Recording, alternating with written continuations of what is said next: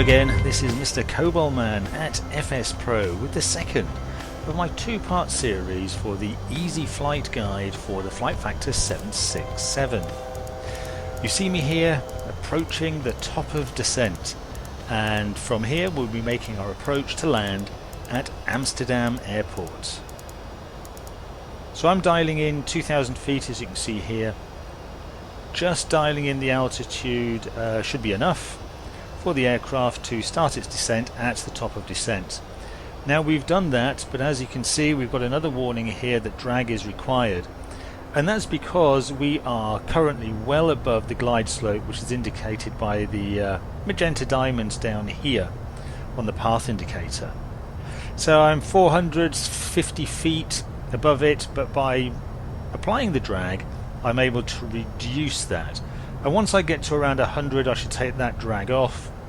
Here I've done that a bit too late, so now I'm somewhat below the preferred glide path, and the engines are having to spool up to try and get me back onto that glide path. So the right moment at which to reduce the drag is a good thing to gauge. I've gauged it now after trying this route for a couple of times at about 100 feet before the actual glide path itself. So that's good. Now we're on our descent according to the navigation display. Everything's nicely set, we're established, and we can start doing the work that's necessary shortly to prepare for our approach. So down to the init ref page, I'm going to select the flaps that I'll be using for the approach. I'm going to use 25 degrees of flaps at this time, so our VREF speed is 140 knots, and that'll make our approach speed around 145 knots. We generally just add 5 knots onto the VREF speed.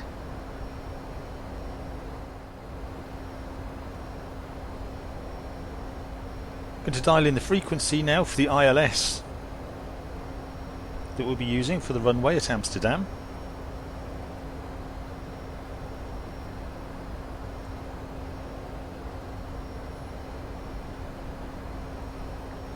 And also the course for the runway heading.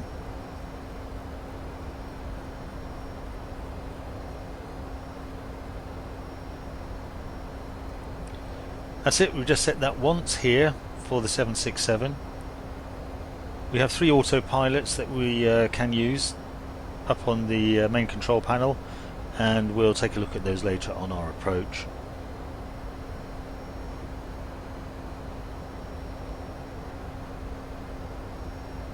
On the forecast page we'll dial in the transition altitude, or the transition level for Amsterdam, and put the CDU back onto the legs page. Set our auto brakes for 2 and dial in our decision height.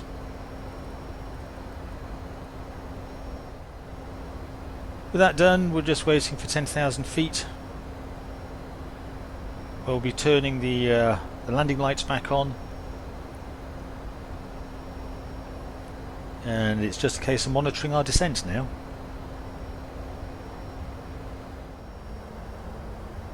So you've got the VNAV speed annunciator has just come up on the PFD, and with just over 2,000 feet to go before we reach 10,000 feet, the aircraft needs to think about slowing down enough, because we have that 250 knot speed restriction at 10,000 feet. So the way that the aircraft might need to do that is to use some more drag, and rather than do this automatically, what happens is we get an annunciation here on the display units and also on the CDU that we have a message from the flight management computer. So we then need to deploy our own spoilers so that we can slow the aircraft down sufficiently. As we approach 10,000 feet, it would be quite common for the aircraft to pitch nose up and to slow the rate of descent, as you can see here now, in fact, where we are only at about a descent rate of 100 feet per minute, so that the aircraft can bleed off some speed In fact, if you look at the navigation display, you can see that we are now below the glide slope, and the aircraft's having to do some work now to try to regain that proper flight path. 10,000 feet, the landing lights go on then, and that's us again pretty much squared away until we get to our next waypoint, Echo Hotel 606. And at that stage we're starting our approach proper, and as we bank to the let's have a look to the left, which will be northward towards Nursie, we'll start thinking about slowing down for our approach into land. Because we're getting close to the approach now, I'm going to adjust the range on the navigation display so that we get a more detailed view of our position on the approach.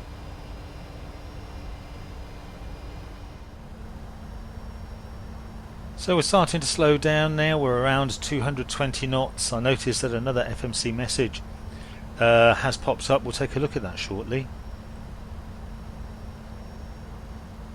Drag required again, so let's deploy those spoilers.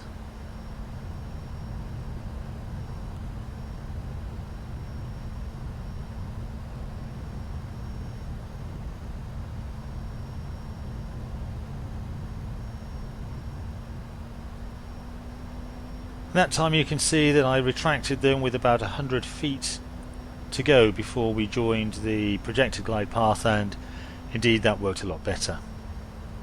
So we're at 220 knots now as we approach the Nursie waypoint, and at this stage, as we pass it, I'll think of deploying our first stage of flaps, which will help to slow us down somewhat as well.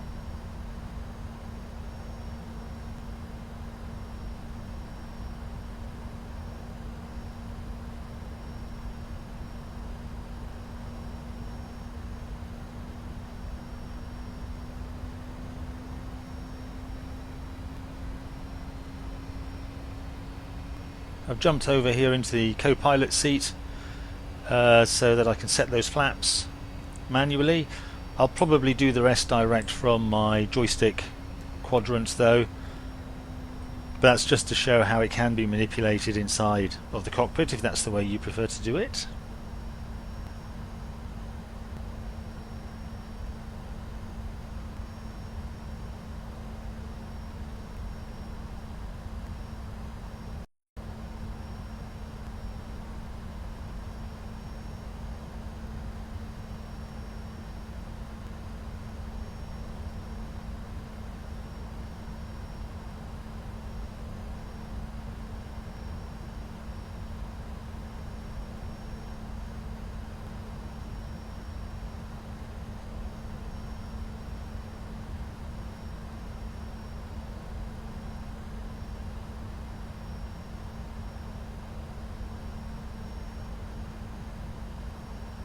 Interesting view of the Netherlands countryside here. You see just how much water there is in this low-lying country.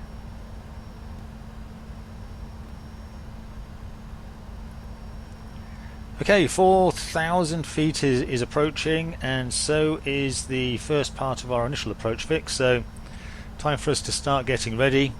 At 4,000 feet, our transition level, we would consider now setting our barometric pressure to local pressure, but I've engaged the localizer now so that we can track onto the runway, and with that done I'll lower a further 2 stages of flaps, and because I've managed to lock onto the localizer beam fairly early, I've gone straight onto the approach mode now as well. So we've got both the localizer locked and we've got the glide slope locked as well. I'm going to dial in our approach speed. Gradually I'll get us down to 180 knots first, and then I'll dial down the rest.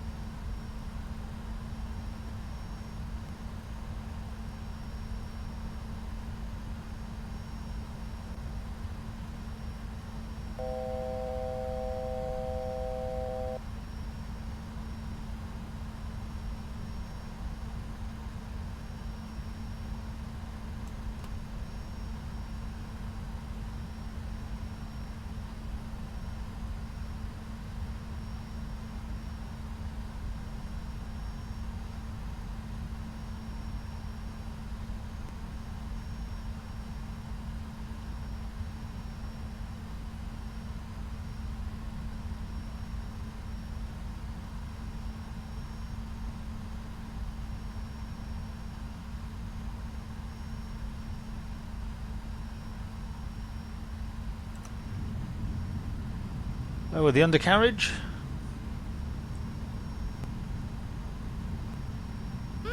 Pull up. Now why I've got that warning at that stage I really don't know. There clearly is no terrain anywhere near us, and at that stage we're about 2,000 feet above the ground. I don't know if that's a mixture between my flap setting and the undercarriage being lowered, or quite what the case is, but anyway, the gear is safely down. I'm now going to dial in the approach speed, and I'll start working on getting the flaps down to the 25-degree setting that I've chosen for the landing.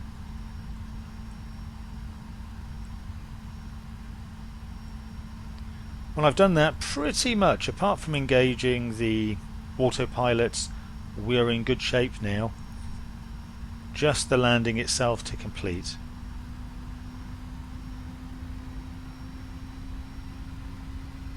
As we're on the approach here, I'll just point out that runway 18 right is a long way away 1,000. from the main airport terminals themselves, and because of that I'm deliberately allowing the aircraft to roll down the entire length of the runway before I turn off onto the taxiway for heading toward the main terminal. If you've flown this route before Amsterdam into this particular runway, you will know exactly what I mean. The taxi can take an incredibly long time when you're landing on this runway.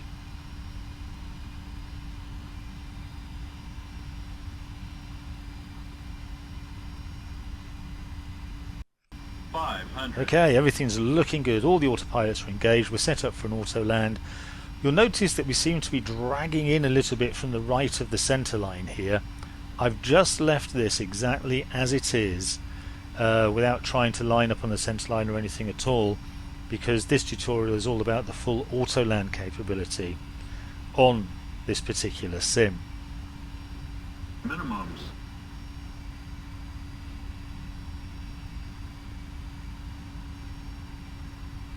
Minimums.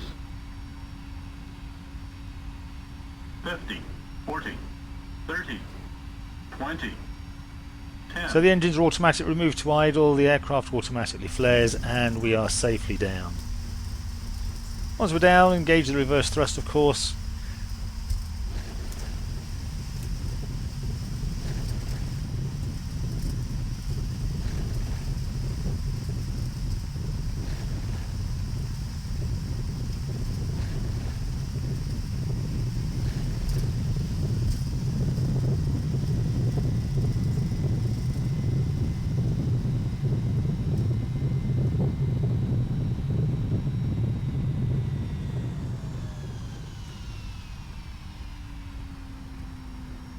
Okay, down to 70 knots, so that is coast along to the end of the runway before applying the brakes and moving as swiftly off onto the taxiway so we can taxi to the terminal and start our shutdown procedure.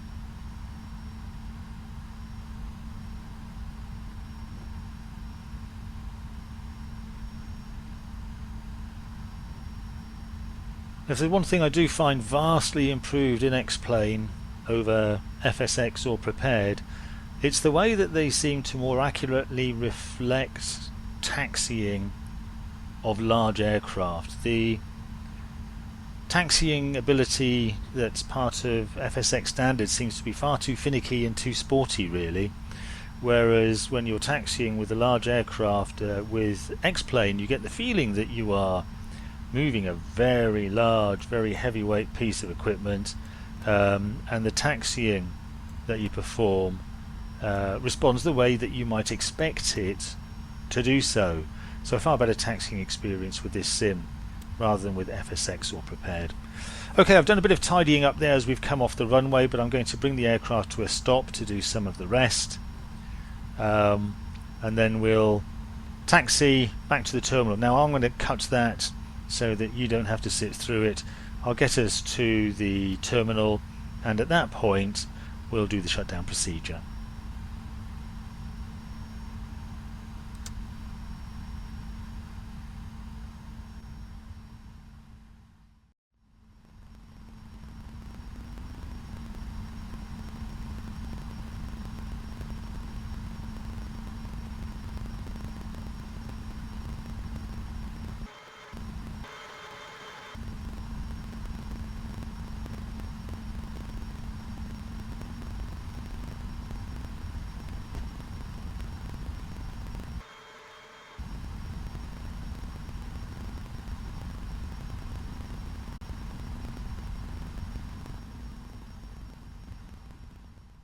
So here we are approaching the gate, so we can park up, shut down and secure the aircraft. I'm going to use the provided checklist here to do that.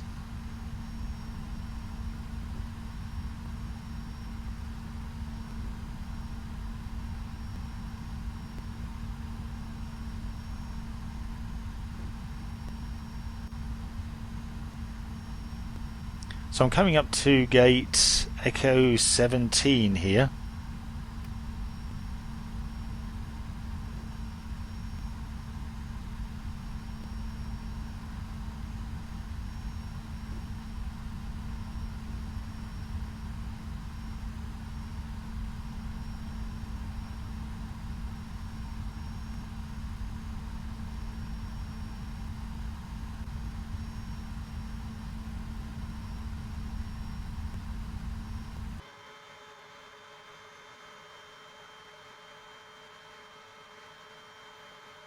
Taking this view allows me to see a bit more easily quite how I'm doing in getting parked at the gate. Very difficult to gauge from the cockpit itself. Okay, we are arrived. Let's apply the parking brake and choose the checklist from the main menu.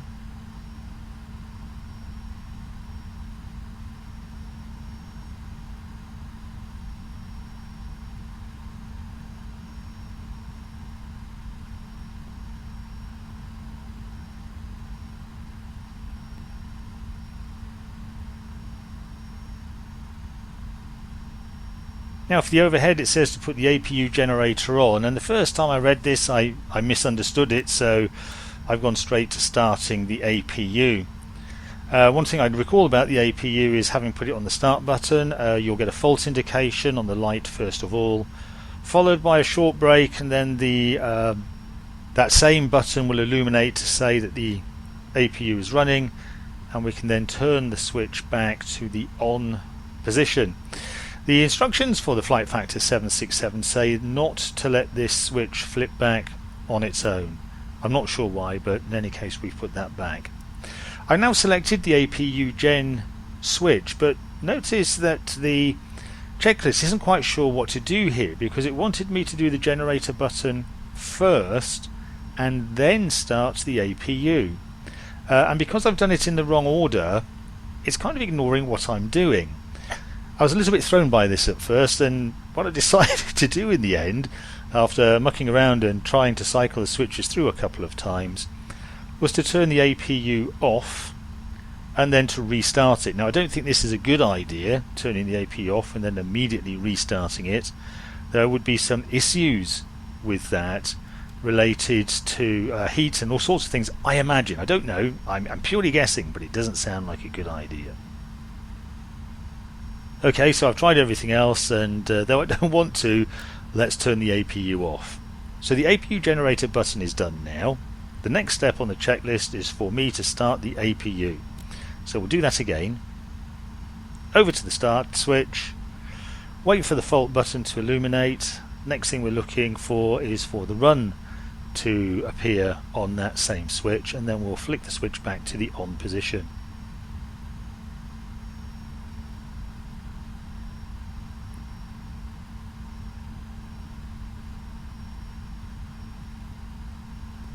And we're good to go. Notice that the checklist has now greened the APU selector option. So the next question we have is to verify the electrical power.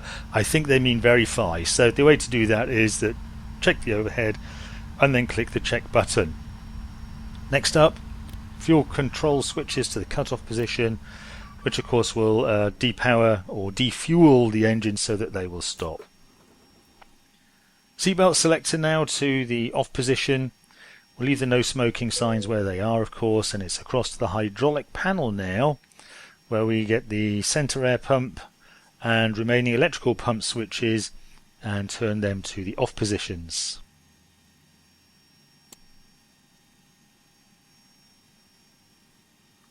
It's not always clear when looking through this checklist which particular switch they are referring to. Sometimes, as is the case here, there are many switches.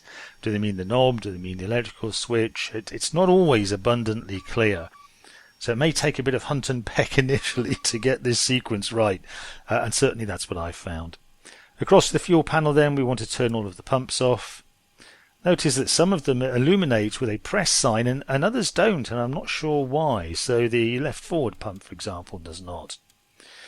Turn off all of our exterior lights. Then down to the MCP to turn off the flight director switches. Next up are the wheel chocks. That requires us to bring up the iPad and set the chocks that way.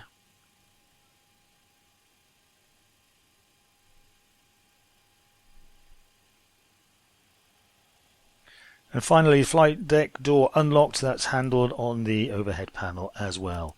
So that's that done for the shutdown. Now we want to do the secure. So turn off all of our IRS modes.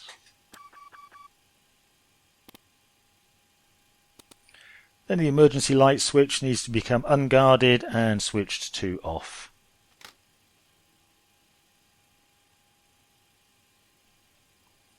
Next up, turn off the window heat switches.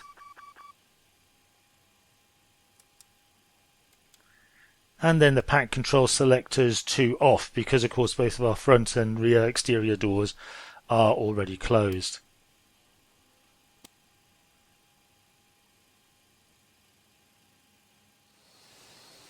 And this is where the aircraft has ended up, parked now, gate Echo 17 at Amsterdam.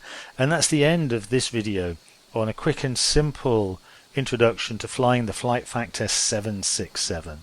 Thanks very much for watching. I look forward to welcoming you to the next video from me, Mr. Cobalt Man, here at FS Pro. As ever, thanks for watching.